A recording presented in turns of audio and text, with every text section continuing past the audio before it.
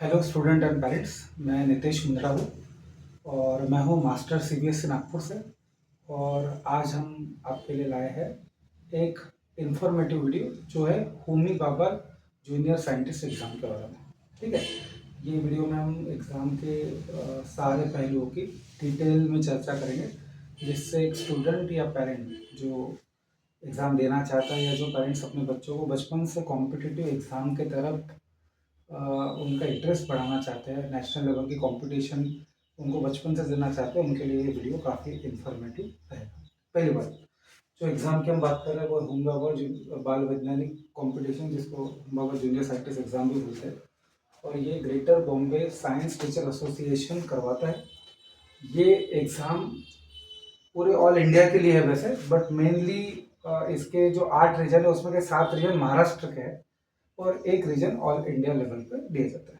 ठीक है, but India का कोई भी बच्चा जो 6 स्टैंडर्ड और 9 स्टैंडर्ड में हो, मेनली मतलब एग्जाम कौन से स्टैंडर्ड के लिए, 6 स्टैंडर्ड एंड 9th स्टैंडर्ड के बच्चों के लिए ये है। और ये एग्ज़ाम पूरी के पूरी साइंस बेस्ड एग्ज़ाम है। इसमें मैथमेटिक्स या और मेंटल एबिलिटी, लॉजिकल रीजनिंग या जो भी चीज़ें बाकी कॉम्पिटिटिव एग्जाम में आती है वो नहीं आता है। मेनली एक ही पर्पज़ है, बच्चों के में एक एक साइंस के लिए इनोवेशन की भावना लाना, उनका जो अप्रोच है साइंस की तरफ वो बदलना, ये मेन मोटो है एग्जाम का। ठीक है, अब एग्जाम 6 और 9 स्टैंडर्ड के लिए होती है। जैसे एग्जाम की इंफॉर्मेशन जो मैं आपको बता रहा हूँ अभी कि भाई 6 और 9 स्टैंडर्ड के लिए होती है। सेकेंड चीज, ये पूरी की पूरी साइंस बेस्ड होती है। और अगर आप 6 स्टैंडर्ड में हो तो आपको 4th, 5th और 6th का पूरा के पूरा साइंस का पोर्शन प्रिपेयर करना पड़ेगा। अगर आप 9th स्टैंडर्ड में हो तो आपको 7th, 8th और 9th का पूरा पोर्शन प्रिपेयर करना पड़ेगा।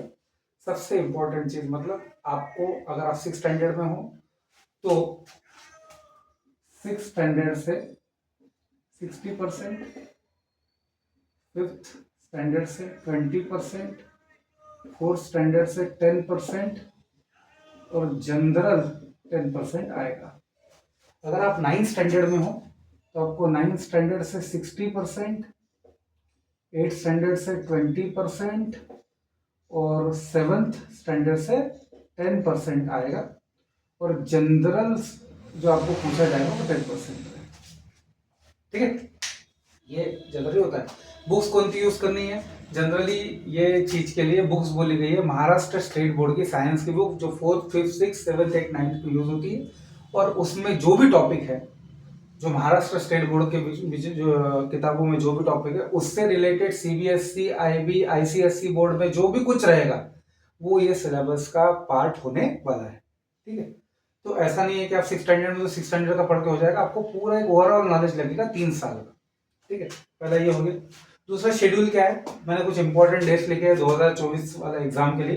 ये भाई 16 अगस्त तक फॉर्म भरने की लास्ट डेट है। स्कूल से वैसे आप 31 जुलाई तक ही भर सकते हो। अगर आप इंडिविजुअल लेवल पे भर रहे हो फॉर्म तो आप 16 अगस्त तक भर पाओगे। आपका जो एमसीक्यू का जो राउंड है, मतलब जो 4 स्टेजेस में एग्जाम होती है, उसका जो पहला स्टेज आएगा जो एमसीक्यू एग्जाम रहेगा वो होगा आपका 3rd वीक ऑफ नवंबर में। उसके बाद में इसका रिजल्ट आएगा दिसंबर में। इसके बाद में सेकंड स्टेज ऑफ जो एग्जामिनेशन रहता है जिसको बोलते हैं प्रैक्टिकल एग्जामिनेशन, वो 6 स्टैंडर्ड के लिए 5 जनवरी को होने वाली है और 9 स्टैंडर्ड के लिए 19 जनवरी को होने वाली है इस साल। प्रैक्टिकल में आपके ये जो 3 साल का जो आप पढ़ोगे उसमें जो भी कंसेप्ट रहेंगे उससे रिलेटेड प्रैक्टिकली आएंगे। अब 6 स्टैंडर्ड के जो प्रैक्टिकल होते हैं वो जनरली एक सिंगल पेपर होता है, बिकॉज वहाँ पे जनरल साइंस ज्यादा है।